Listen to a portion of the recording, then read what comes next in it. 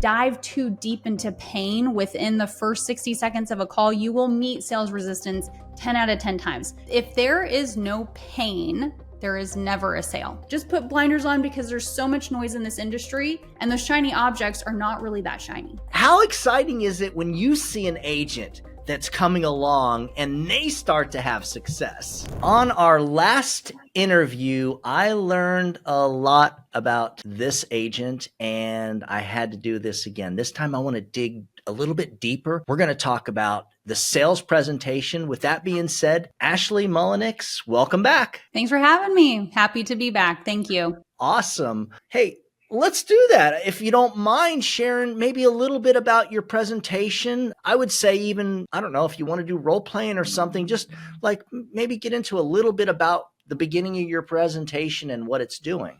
Sure. Yeah, no, 1,000%. I think the introduction of a call is primarily where I see a lot of agents falter, right? They lose opportunity because, the front end is just kind of a cluster. I would definitely say knowing objections, huge and is crucial. When I first started, I did not have my objections embedded into the script that I was using. And so when I would get objections, I was fumbling at my desk looking for like another sheet of paper. What is that objection? How do I handle it? And if you are not Johnny on the spot, and if you can't like cut Mildred off on that last word to handle the objection, you're going to lose the call every time. So first big tip, whatever script that you are using, my script, I have in purple, the objections embedded so you can quickly revert to them. But that's a big area where I see agents lose opportunity is they are not fast enough with front end objections. So if we want, we can go there. I can also tell you in the front end of the script, a big thing that not everyone agrees with.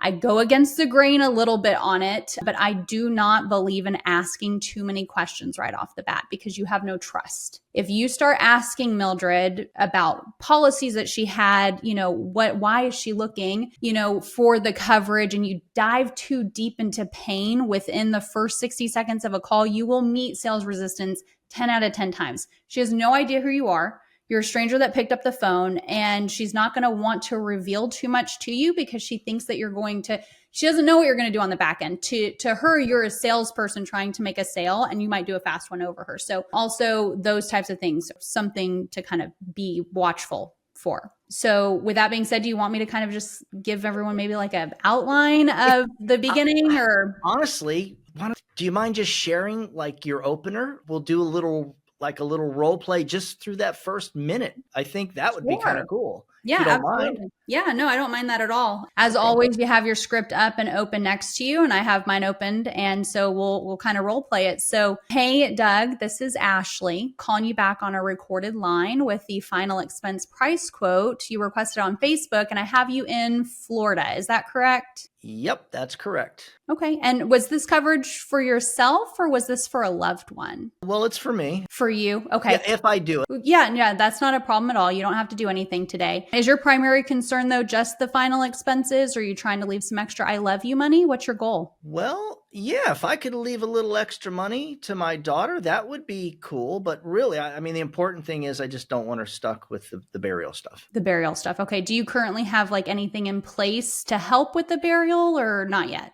I don't think so. I mean, she might have something on me. Okay. But you don't have anything in place to help with the burial? No, I don't have anything. Okay. Is there kind of a reason why you haven't put anything in place for her? Or? I guess, maybe we just haven't really done it. I'm not dying anytime soon. Let's put it that way. Yeah, no, absolutely. And then, no one's wanting to go out anytime soon. So just to kind of back up, Doug, and let you know how I do help families, it is very simple. Okay. As a broker, we're going to look at every carrier across the state. We're going to see who you're eligible for. And out of that, I can simply let you know who's giving you the best rate statewide. Would that be helpful for you? That would be helpful. Okay. I'm going to ask you to stop because I don't want you to give it all away. Yeah. Because that's awesome. That's a great open. And I did throw in I'm like trying to think of objections. It's hard to think like a client when you're not. Yes. Yeah. No. And you didn't really throw out any objections. But what I do want to highlight though, too, for agents is whenever you're met with anything, whenever Mildred throws in an extra, acknowledge what they're saying, right? So Like when you said, yeah, but I'm not like going to do anything. Okay, that's fine. You don't have to do anything. By saying that little tidbit and responding back to what you said, I'm lowering sales resistance. I do not enter into my calls expecting a sale. I enter into my calls expecting to come up alongside Mildred and help her find a solution to her. She may not even have a problem. She might have too much coverage. She may not, like, I don't know. So your goal is to lower sales resistance, but acknowledge, because if you don't repeat back the things that are said to you, you're not actively listening and it's going to rub Mildred the wrong way. So even those little quips, and you don't know them until you're actually practicing and role playing with someone, but that's what I do. I repeat back, I acknowledge it, and then I ask the next question. I'm always asking the next question in my script to move it forward. Now, another thing that I want to take away is you had told me that you have your daughter might have a plan in place, but I verified that you don't have anything in place because you're the one that clicked on my ad. You're the one with the pain looking for the burial, regardless of whether or not your daughter does or she doesn't, whatever that situation is. I'm not stopping right now to ask you a zillion and one questions. Okay, with, well, what your daughter has, how much coverage is that? Why is it important for her to have it? Why don't you have it? Like, I'm not asking those questions yet because I will trigger sales resistance 10 out of 10 times. Instead, I am writing notes down. And my goal, I view this like a poker match. Okay. I've never played poker before, but I view it as a poker match. So the entire time that I'm going through my script, my goal is to see every single card in your hand, in Mildred's hand. Okay. I want to know absolutely everything without revealing any card in my hand, so that at the end of the call, when we fold, which is when I give you quotes, I know that I have the upper hand. So the only way that I can reveal every card in Mildred's hand is to ask as many pressing questions and use those cards against certain points of my script. So I would not bring up that again until I'm trying to figure out how much the burial is going to cost you. I'm in the logical based part of my script. And now I'm asking you, okay, well, with what your daughter has, what is that? What is it? How long have you had that? Now I'm asking all the questions, but I'm not doing it in the introduction. Okay. And that's what I was going to ask, because I'm curious, because I know that people will do that. They'll fill out the form, they'll request the insurance, right, and then they'll say, well, my daughter has it taken care of. Mm-hmm. Which is a smokescreen. It's an objection, because if the daughter had it taken care of, then you wouldn't click on it. So my job is to figure out, why are you clicking on it? If you are a struggling life insurance agent, or you are brand new to the space and you want to get off on the right foot and gain as much forward momentum as possible, then you need to get a seat at my table. Okay. I have packaged everything together. There are 3 things as a life insurance agent that you need to master in the space. That is your leads, your systems, and your presentation. And I am giving away my complete course, the outline, the blueprint, the assembly line of your business model. I'm giving it away. I'm also allowing agents a seat at my table to where you can get into my trainings and into my Slack channels without ever having to transfer your contracts or leave your IMO. I am here as a support and a resource. I've put everything together in a course specifically for telesales, final expense life insurance agents, so you can find time freedom, you can change your bank account, and you can actually earn money in the space. So if this is something that you want to be a part of, in the description below, click the link and I will see you in Slack. Right? Like, that's what I have. That's why I get paid so well, is to figure out why you clicked on it. Nice. Nice. Okay. You said something earlier and I'm like, ooh, let me kind of ask you about this. Cause look, different agencies use different terminology. We all use a little bit different methods and terminology. You mentioned the term pain point. Can you talk about that? What is this pain point? The pain point is essentially, I'm trying to remember do you remember where I was saying the pain point? You just mentioned it slightly, like when we first started talking, and you didn't really get into it. But I've heard, in the trainings that you're doing, that I'm very happy to be a part of, by the way, thank you very much. You're welcome. I've heard, we've talked about that. So that's why I kind of want to get the viewers to get an idea of what this pain point thing is and the importance of addressing it. Oh, yeah. Yeah. So if there is no pain, there is never a sale, right? And so the pain part of a presentation, this is the emotional part of the presentation. This is where you're asking uncomfortable questions. And it is your job as an agent to get comfortable asking uncomfortable questions, right? And these are questions like, once we go through the logic, we understand Mildred's situation. Now we're going to regurgitate it back to her. Okay, so We understand now that it's going to be $7,500 to cover the burial cost. Who's the person that is responsible for covering the $7,500? Okay, your daughter. Okay, is your daughter in a position where if she had to tomorrow, could she come out of pocket the $7,500? If I get a yes, now I'm taking away the sale. Where's her pain? If she has a solution, then there's no pain. So I have to take the sale away. I have to say, well, that's great, Mildred, that your daughter can cover $7,500, but if she can cover that for you, I guess why the need for any kind of life insurance? Bingo. And the next words that come out of her mouth is her pain, and she's sold herself. If she combats that and doubles down and says, this is why it's not okay for my daughter to do this, she has just sold herself, and that's the true pain. Whatever you do, you have to get down to the brass tacks always and find the pain. Once I found the pain, I'm doubling down again. Have you talked to your daughter about this situation? What does that look like?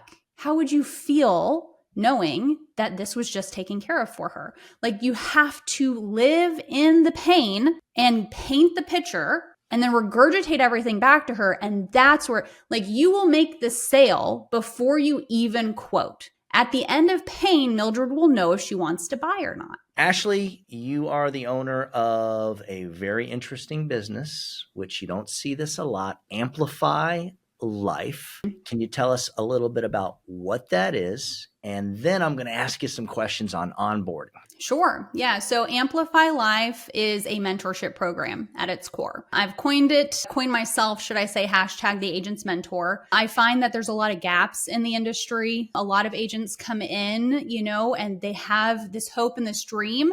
They see a vision for themselves, and then they're linked up with an IMO or an MLM, and they're struggling, and they don't have mentorship. They don't have guidance. And so what Amplify Life is now is that bridge, is that mentorship program. So no matter an IMO, no matter your upline, no matter who you are or where you came from in this industry, I have a proven system and a track record of doing something that is wash, rinse, repeatable, and scalable that I am now just teaching agents. And so that's what Amplify. It's a mentorship program for all agents from all IMOs. No matter where you're at, you can get the help that you need. I love it. Okay. So I've just found out about you. Mentorship.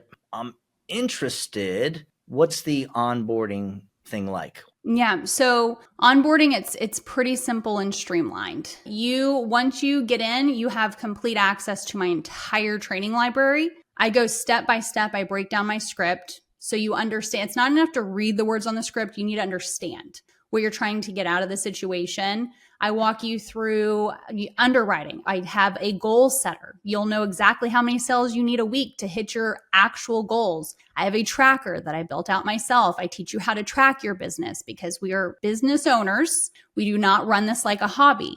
Like everything that it is the Chick-fil-A version or the McDonald's assembly line version of the life insurance business. You will know everything you need to do. I have videos on there of what, all the way down to what tabs you need to have open when you're doing your daily activity, what you're looking at, what kind of equipment and tools do you need to go about your day. Everything you need to know, instantly accessible to you inside the mentorship program. I then also have live training calls where exactly kind of what I was doing with you, Doug. We role play with agents, we do call reviews, and then lifetime access and updates to all of it. So whenever there's an update or whenever anything changes, all of the agents inside the mentorship program constantly get updates. So it's really kind of like a one-stop, everything that you need in one place. Okay. So training Monday through Friday. Not for everyone. What time does this start? And can you walk me through the day? Yes. So with the Amplify membership, there is a bi-weekly live call. There is a monthly membership for agents who want access to my coaching Monday through Friday, an hour a day, and it's all hands on deck. So if you're really serious about wanting to get trained in mentorship and daily accountability, that is a monthly membership to be a part of the Monday through Friday. Monday through Friday is 9 to 10 Central. The beginning part of the call is like a quick 10, 15 minute open Q&A. So if you've had struggles on the call the day before, if you came into an underwriting issue, or if you have questions on anything, really, I'm there live to help assist you to get your answers questioned quickly so you can move on about your day. And then the rest of the time we are doing call reviews and we're role playing to sharpen your sword. Wow. A lot. That's awesome. All right, I want to switch gears a little bit. And this is something you and I have never, I mean, we've had great conversations. We talk about a lot of things. You and I have never really talked about this. So I'm really not sure what kind of an answer, how you're going to react. So look, I know this is my perspective of most IMOs. What happens is, we recruit an agent, the agent comes on board, and we're really limited on how much training we can afford to give to this agent. I mean, look, if I'm given an agent, and I also know stuff that other agencies will not talk about, failure rates for new agents are higher than success rates. Oh, yeah. Potentially much higher. So that's one of the reasons. What I'm getting at is a lot of agencies, we they just can't afford to have their own in-house training system or trainer that does anything what you do. So they have this basic stuff. So to me, for an agent that's going to come on board and maybe really is serious about working with someone like you, here's the part that you're not expecting. What kind of starting commission levels should that agent really be seeing? Like from at least what to what? If they're spending all this money to get access to the type of training that you do at Amplify Life. Yeah. So with the training, just so I want to make sure that I understand the question. So with Amplify, I'm not recruiting, so I don't have comp structure. I'm not, that's not my role to help serve agents to the capacity they need to. But if the question is, as an agent, what is a fair comp that like a brokering agent, right? This is the question. Okay. So that is the question. I was making sure I understood that. And I think, the reason I ask it that way is I'm giving you a second to think about your answers, because I know you work with different agents that are, part of different IMOs and different agencies. And, you don't want to offend anybody, but I'm the transparent guy. So I'm going to ask you for the truth. Yeah, no, 1,000%. So I have seen a lot of comp structures. I've had a lot of different comp structures. I've also onboarded agents at different comp structures, and I've seen it play out. Most definitely, a lot of these IMOs are saying 80% is great. 80%, especially as a super green thumb agent, is not great. It's not awesome. Like your goal is to get as close to 100%, even as a green agent, as humanly possible, because you can grow from there. Now, I'm not saying as a super green agent, you should expect 120 comp. No, like you should be able to have a skill set to be able to expect a comp of 120 or even a comp of 130 that is accessible to agents as well. But you can't start out there. But I also don't recommend you start at like an 80%.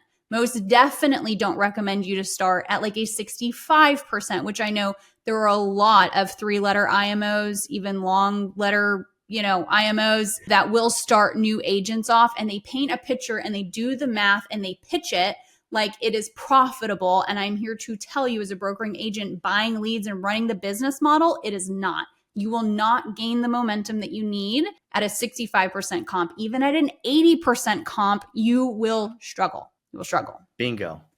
And I think a lot of the MLMs, they do the carrot on the stick. They get it out there. They're like, look, we're just going to start you at 80. But once you make insert number, insert amount of sales, insert production, we're going to move you up to 90. And then we'll do it again once you insert the number again to 100. So I feel like a lot of agencies do that. All right. So what you're saying is, at United Final Expense Services, the fact that I'm starting my agents at 110, even some of the carriers at 120, is pretty cool. Oh, 1,000%. Now, yeah, that is an amazing place to start. I would self plug. I admit it. Shameless plug. No, 100%. That's honestly what's fair, right? I mean, you come into this industry, you're learning a skill set. What you do is not easy. It is simple. The process is simple, but it's not easy.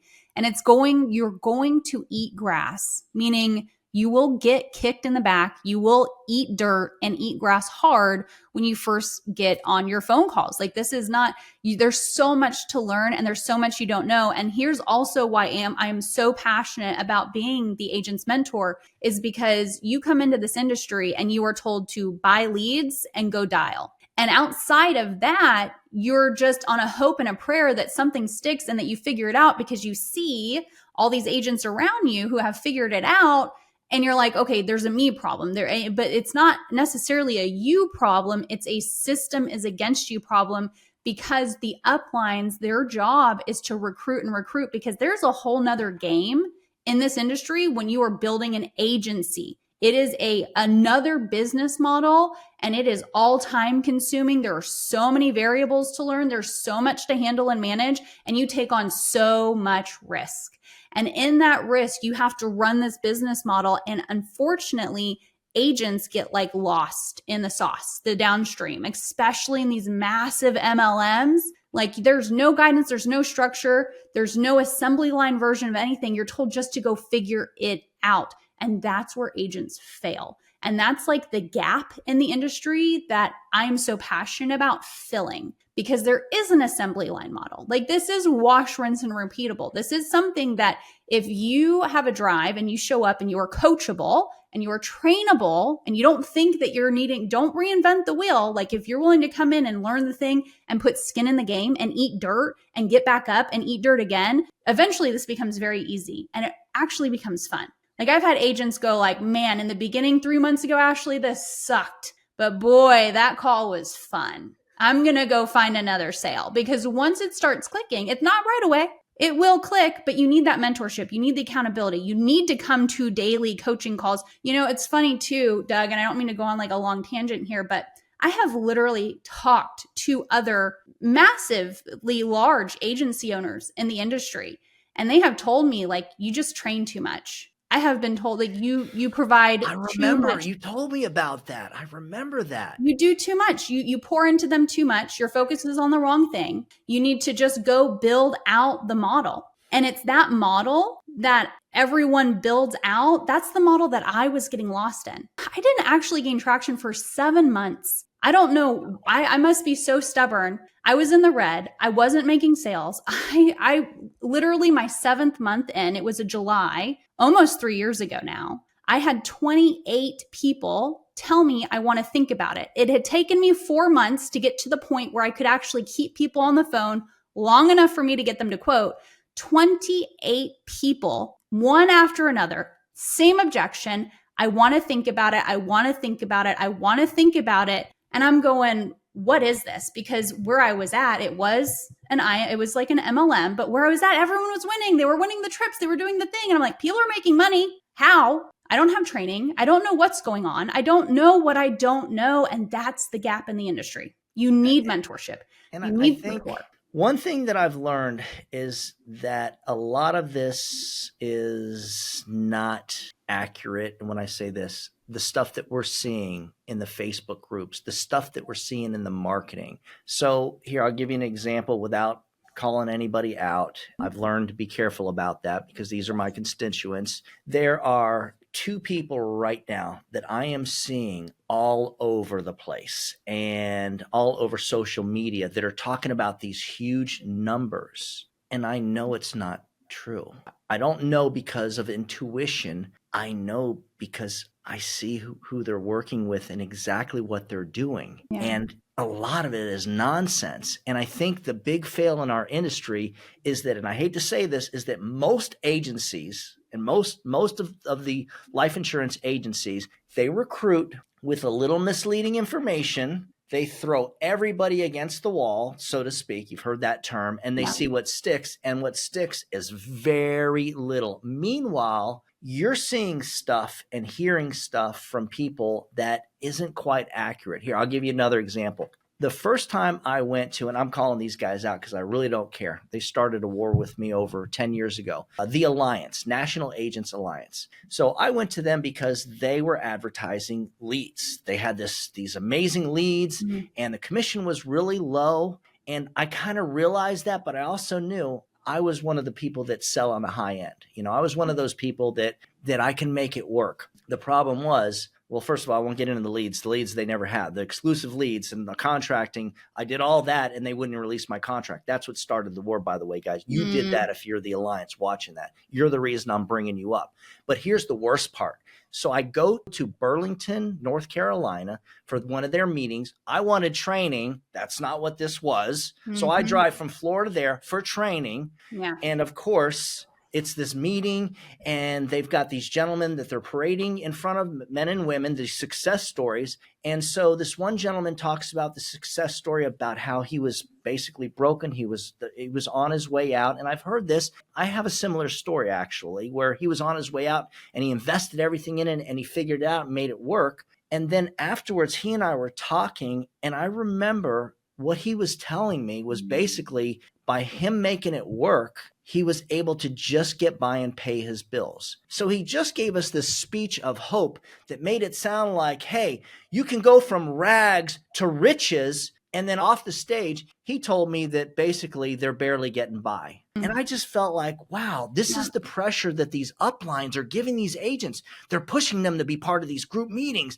to be part of these, these things where they do to help recruit agents. And I feel like at the end of the day, a lot of it is just not accurate information. It's maybe some of it's partially true, but it's this much manipulation. And so recently, I'll give you another, and hope you don't mind. I'm kind of going on a little bit because this is 100% accurate. What you're saying is true. I've witnessed it. I recently decided, hey, I want to start a second company, because if you guys come to United Final Expense Services, my main concentration is always the agent, the agent, the agent. It's not teaching the agent how to build a downline. It's primarily, I want to teach you how to sell. And then later, if you want to build an agency, I'll teach you how. So what I started doing is thinking, what if I start a second company? Because some agents call me and the first thing they ask is, can I have a downline? Like they've already gone through some of this brainwashing that we just talked about. And they're thinking that's the way to go. Yeah. So I start this company and I start speaking with different companies that, big companies that you guys have all heard of. And I get into this conversation with this one. I'm having multiple conversations. And at the end of the day, the more conversations I'm having with them, the more I'm realizing I'm being manipulated. A lot of this information's not really accurate. And so where push comes to shove, I never really did it. Here we are. You and I are speaking here middle of November. And, and I'm still just concentrating on United Final Expense Services. But my point being is, this is the biggest fail in our industry. And guys, forgive me for going on and on about this, but most agencies they're going to recruit you. They're going to make it sound like it's something that it's not. And then you're going to find out the hard way what reality is. And that stinks. That's the one thing that I like about, what we do at my agency. I feel like I'm being as honest as possible. I always tell my agents, before you come on board, go to my website. I got a bunch of testimonials of active producers. Google me. I've got real Google reviews. It's going to be hard to find something negative about me because, at the end of the day, when there's an issue, I always try to fix it. And like a lot of these agencies, they don't like to release agents. So we've all had issues with that before. That's all I'm going to say. But it comes down to that. And I've never had that issue with an agent. When an agent doesn't want to be with me, I'm like, please, I hope the next place works out. Yeah. And it's funny because I've had a lot of agents go and then come back. I've had multiple agents go, come back, go, come back over and over that still want to try that shiny thing and see if it's better, only to find out that the reality kicks in. And, my transparency, it probably cost us agents, but at the end of the day, it's better than just being manipulated. Yeah. Sorry about that long-winded thing. Well, and that's the truth too, though, because I've had a lot of conversations with agents too, who, are even in my mentorship program right now. I think we had a conversation just like 2 weeks about this. Someone had saw something on YouTube and they were like, wow, Ashley, look at this. And it's like, well, hold on, let's back up. So I know that person and I know what's behind the curtain. Okay. So, even in my mentorship program, this is like something, obviously when you're on YouTube, you don't name names. You got to be like, I don't want whatever they call a non-disclosure. I've never cease and desist, or I don't know what they call it. I don't want whatever it is. You don't want that. You don't want to cease and desist. Yeah, right. I don't want whatever that thing is. But yes, in this industry, there is a whatever you see online, it is an inflated number. Like, for example, I've known producers who have been on YouTube channels who have boasted 96,000 in AP a month on their own pen. And that same producer, I know behind the scenes, rammed a bunch of bad business. I've heard that producer on their calls horrible presentations, skipped through underwriting to the point where even with some carriers, you're on a recorded line and submitting these recorded calls to the carrier. I'm like, you didn't even ask the medical questions, but they're doing it because they get these dopamine drops from being on the leaderboards. And then they get asked to be interviewed and now they're inflating. And there's something in human nature where like the inflation of puffiness is something that is just, it's like organic to do for human nature. And then behind the scenes, yes, they wrote this business, but then when the first and the third comes, they're running around like a chicken with their head cut off because not even 40% of it's stuck. But then you have this video out on the internet and everyone's thinking shiny object over here. They've got the secret sauce. They've got the leads. The magic bullet is over here. This dude just did 96 in 1 month, but they don't show the aftermath or the truth that there was a lot of things that were not done the right way and then nothing stuck. And now they're trying to save the entire book of business. They also don't share with you what they actually made, right? So a lot of times it's inflated numbers. These folks aren't actually getting it. And it's not wash, rinse, and repeatable. Like there's a lot to this industry that you will learn as time goes on. But as a new agent, finding people who are essentially, I like to tell the truth. Doug, you tell the truth. There are other brokers on there that tell the truth, right? The agency that I'm with now, they tell the truth. Then there's a lot that don't. So the thing is to find someone in the industry who is very consistent in what they do. What they say on YouTube is the same way they present themselves on Instagram. What they say on Instagram is how they treat people in the social channels of Facebook.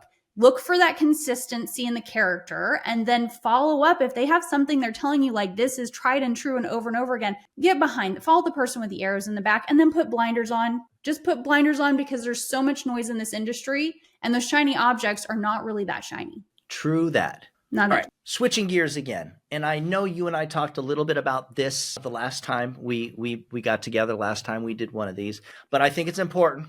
Got to talk about leads. Yeah. Perspective. You and I like to talk about this, especially because we both have the same perspective on this. What are your feelings about buying leads versus running your own ads or using like a campaign advertising manager? Yeah. So I'm not a huge fan of buying third-party leads. I think that they're just really, really expensive. And as a business model, not a wise decision, right? I definitely am a big proponent of, having a marketing company manage your leads and you getting leads at cost. This is a business that you're running. You don't think that people are like the folks at Walmart, they don't buy things for inflation, an inflated price. They buy things at cost so that they have enough margin and overhead to keep the business running. That's a business. So you need to find a way to get your business at cost. And the only way to do that is to market for leads yourself. Now, what you don't want to do is become a marketer. That is a whole not like people go to university to learn how to market. Like you don't need to wear two hats. You need to get good at sales and understand the process. You need to hire a marketing company, someone who manages that for you, where you're getting exclusive leads, you're getting them in real time, and you're getting them at cost. That is how you run this business model. Bingo. Agreed. Totally. 100%. That's why I had to bring it up. It's important. That's one of the number one questions I get asked all. I literally woke up to my CRM this morning. I have a CRM where agents reach out to me, right? I have all these like funnels and things going for outreach. And I literally woke up to agents asking me about leads. Like this is a question that, we could probably do a whole nother video on just leads alone because agents have a lot of questions. And again, in the industry, this is a gray area. Everyone's like boastful. We have the best leads. We have the inbound leads, hot, fresh, and exclusive. And what agents don't understand is a lead is a lead is a lead. And all these leads are coming from the same place. They're coming from the same place. Now the question is, why are some leads have a higher intent and others don't? But they both came in real time. And that's the marketing aspect. That's the aspect that you don't need to learn. You just need to get behind a marketer or, whoever's running it that knows what they're doing, right? Because you don't want a marketer that's some random agent hiding in his basement running ad sets for you and they're penny on the dollar leads because everything's free and, the government's paying for it. Like, you know what I mean? So there's a whole nother thing Yeah. at play with the leads. That's the old school lead. The direct mailer that I originally ran, when the client filled it out, they assumed that I was coming to their house to do something that was government Oh related, yeah. state related. That was the And hook though to get you in the door, right? right. You It don't worked. do And I actually did really well with that over the phone. That never worked then. It doesn't work today. Yeah. But yeah, the whole lead thing has changed. I remember getting a phone call. So let's do, it had to be about 8 years ago when Facebook ads were just starting to get popular and they were just starting in insurance.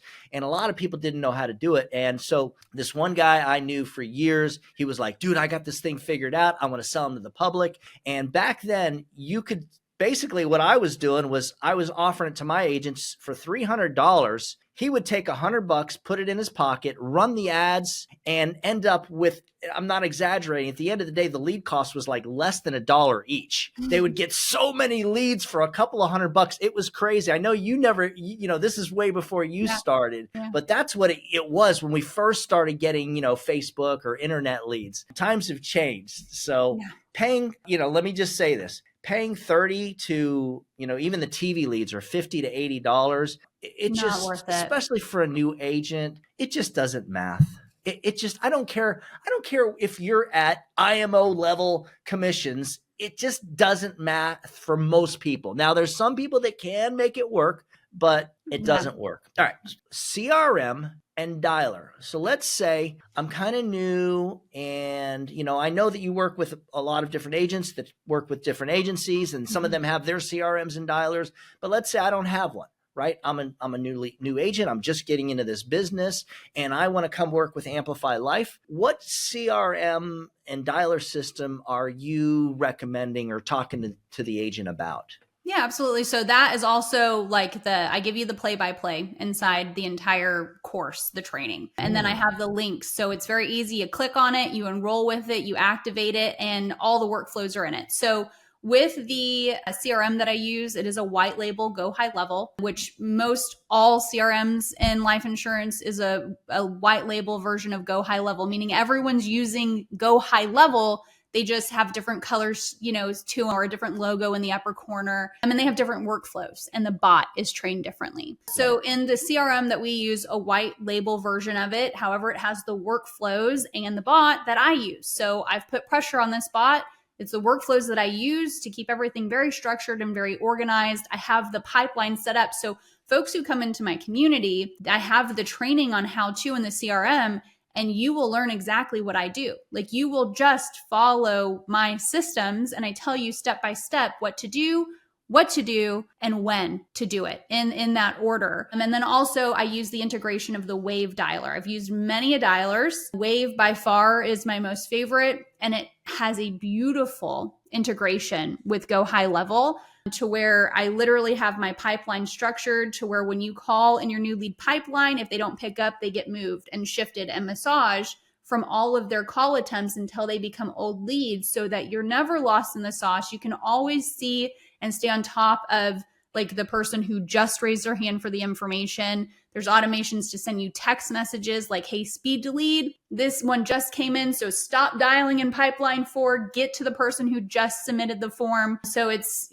all that stuff. The CRM and the dialer, I train on it and it's inside of the mentorship. Excellent. Now we talked about I think I can't remember how we addressed it, but at one point we mentioned, that good feeling that an agent gets when they sell something or that when they see their sales on the leaderboard. That's what we were talking about. The leaderboard, they get that high. So I can tell you from being, 30 years in sales, I know that high, but from a sale. Like coming out, when I used to sell stamped concrete, coming out of the house with the check and the contract, and I'm like trying to hold my energy down till I get in the car and I'm like, yeah, I got it. So how exciting is it when you see an agent that's coming along and they start to have success? Actually, that's a joyful. So it's like when I make a sale, I get that dopamine drop and like that ego boost. But when agents start to make sales for me, it's a joyful feeling because I'm impacting someone's life.